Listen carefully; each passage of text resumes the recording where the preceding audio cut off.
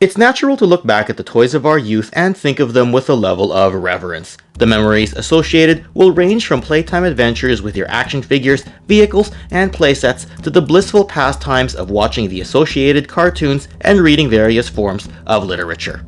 This was especially true for G.I. Joe, A Real American Hero, and as we progressed from the opening years of the franchise through to the latter part of the 1980s, we'd see more in the way of sub-teams. These were factions within a faction that normally were assigned for special missions, operated in a specific terrain, or simply splintered off to function in a more elite capacity.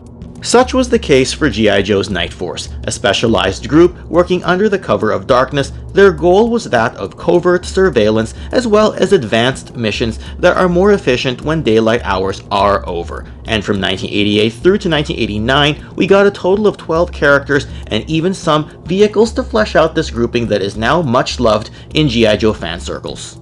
That said, there were some intended members of the team who the G.I. Joe creators initially drafted for assignment into this covert ops sub-faction, yet a change in game plan for various reasons left these characters off of the final roster and remaining on the cutting room floor. Never produced for mass retail, such unmade concepts are a fascinating discussion for G.I. Joe collectors today. And we can have a closer look at some of those unproduced toy ideas right here on Toy Connections. Let's begin.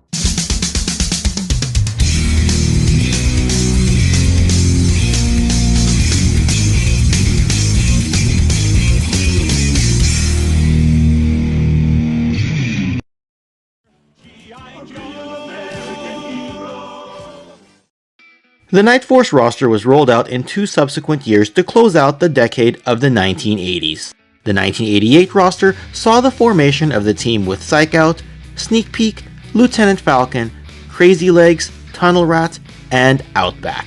1989's follow-up releases consisted of Muskrat, Charbroil, Shockwave, Repeater, Lightfoot, as well as Spearhead and his pet companion known as Max. The figures themselves were repaints of previous mainline G.I. Joe releases, and unlike the Special Missions Brazil sub-team of 1986, which introduced Claymore exclusively as part of their special grouping, no new characters were introduced as part of Night Force. The file cards were, for the most part, reprints of the respective version 1 releases in terms of the main text. That being said, some selective alterations were made to show how each character fits in with Night Force. The figures were all released as 2-packs rather than being single-carded, and we got several vehicles. In 1988, we had the Night Blaster, which was a repaint of the Cobra Maggot, the Night Raider, which is a repaint of Sergeant Slaughter's 1986 Triple T vehicle, and then the Nightshade, which is the Night Force version of Deep Six's Shark, the Night Storm, which is decoed up differently from its original counterpart called the Persuader, and we got the Night Striker, a large hovercraft which was a recolor of the 1984 G.I. Joe Killer Whale. And then in 1989, the Night Boomer was added as a sleek repaint of the iconic 1983 Sky Striker.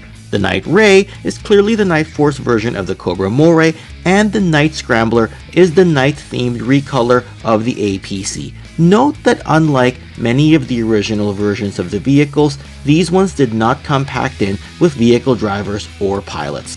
All of that leads us to the part of this tale about the toys we were supposed to get but did not, and thanks to Dan Klingensmith's Creating G.I. Joe Volume 13 book, we're shown the backstory about some of the initial plans for G.I. Joe's Night Force before the unavailability of figure tooling resulted in a shift for this sub-team's final roster.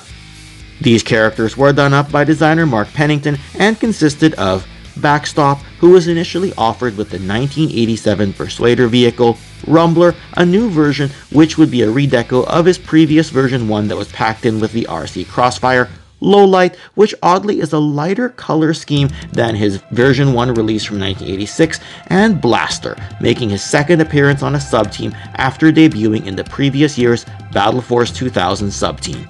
A series of inner office memos at Hasbro between May and June of 1988 detail how the plans began and how they ended, resulting in the eventual team that we got. The first memo shows that the first 4 proposed characters include 3 of the characters we discussed that never made the final cut, namely Backstop, Rumbler, and Lowlight. The fourth character was Psychout, who was indeed the lone figure of this initial group of 4 that did get put into production for Nightforce.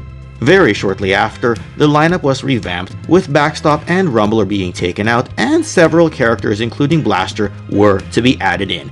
And in a final memorandum, Lowlight and Blaster were dropped due to the molds being unavailable, and the lineup was revamped again, with Outback and Crazy Legs subbing in.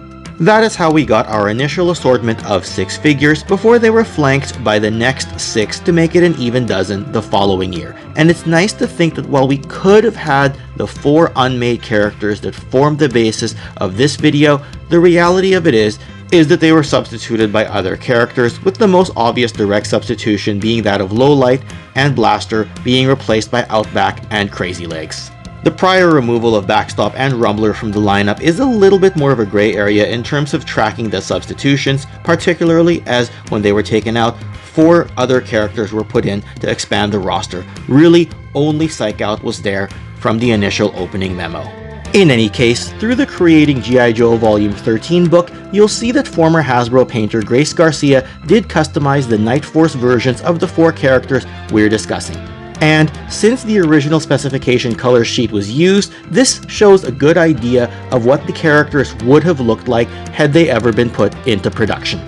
Do take note as well that Creating G.I. Joe Volume 13 also came with high quality card backs as stretch goals, done up to look like 1980s card backs, and Dan Klingensmith worked together with talented artist Adam Riches to bring these to life. So now we have a good indication of what they would have looked like on store shelves back in 1988.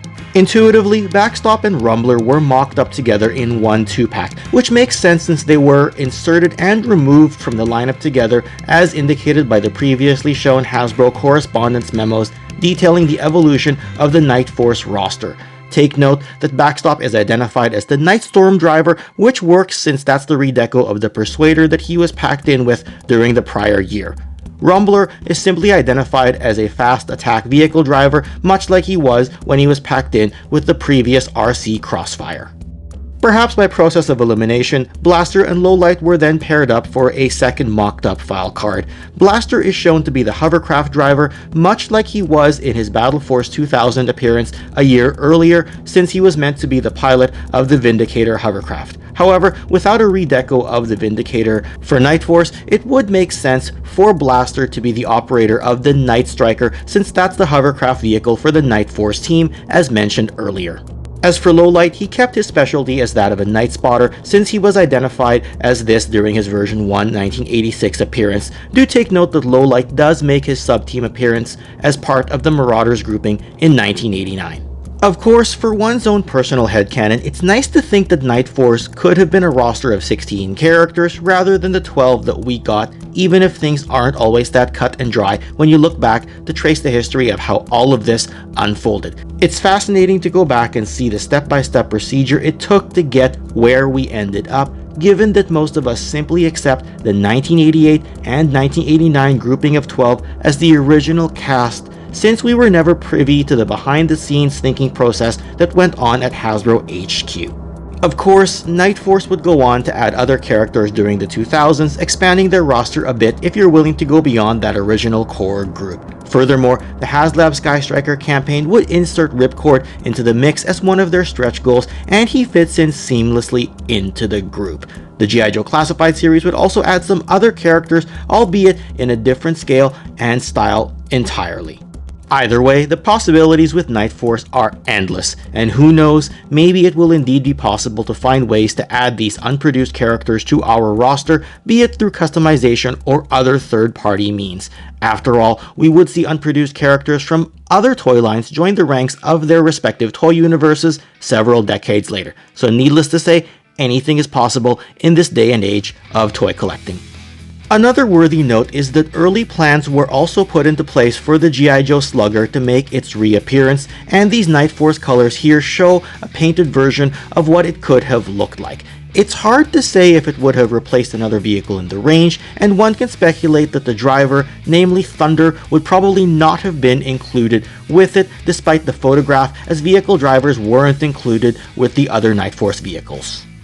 But in any case, fully realized versions of these unreleased toys are left to the imaginations of the hearts and minds of collectors today. And as with any discussion of unproduced items, one can always ponder whether some of our childhood memories would have changed if these had been put into full production. One thing's for certain though, our display shelves would definitely look different with some of these characters in our collections. And hey, at least we have our fellow lifelong G.I. Joe fans who grew up to be able to research these production backstories and show us mocked up examples of the collectibles we could have had. In the end, this entire video and any history video on Toy Connections are dedicated to the preservation of the toys we had, the memories we share, as well as the history of how our toys came to be, and that includes the toys we never even got. And if you enjoyed this video, don't go anywhere just yet. I'm going to leave another unproduced toy video that you can click on right over here, or to have a look at my G.I. Joe Vintage History series, you can click right over here. And with that, yo Joe, and I'll see y'all next time. Thanks again, and take care.